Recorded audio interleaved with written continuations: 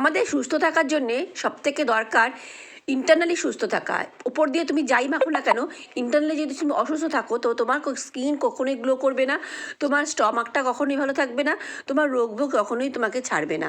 এখানে আমি 3টে জিনিস দিয়ে এই জুসটা বানাচ্ছি। দেখো, আমলা, গাজর আর বিটরুট, এই 3টে জিনিসে ভীষণ ভীষণ উপকারী। যারা যারা এই জিনিসটা জানো না তারা তোমরা ট্রাই করে দেখতে পারো। আমলা ভিটামিন সিতে ভরপুর, যেটা তোমার স্কিনে গ্লো করবে।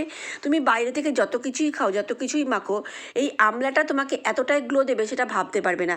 বিটরুট তো প্রচণ্ড ভালো, প্রচণ্ড রক্ত করে। আর গাজরের কথা তো বলারই নেই। এরপর দেখো, এটাকে আমরা মিক্সিং জারে দিয়ে মিক্সার করে নিলাম। তারপরে এটা আমরা একটা জুস বানিয়ে নেব। এটা খুবই ভালো, স্ট্রেনারে না দেওয়াটাই আমি মনে করি উচিত। স্ট্রেনারে দিলে তোমার এটা না ভালো ভীষণ রসটা বেরোবে না। তোমরা একটা পরিষ্কার সফেদ ন্যাকড়ার মধ্যে বা কাপড়ের মধ্যে যদি তোমরা ছাকো, দেখবে একদম চুষে মুষে রসটা বেরিয়ে যাবে।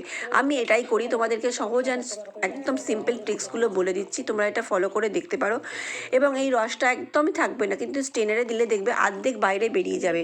তোমরা ট্রাই করে দেখো, তাহলেই বুঝতে পারবে কোনটাই বেশি উপকারী।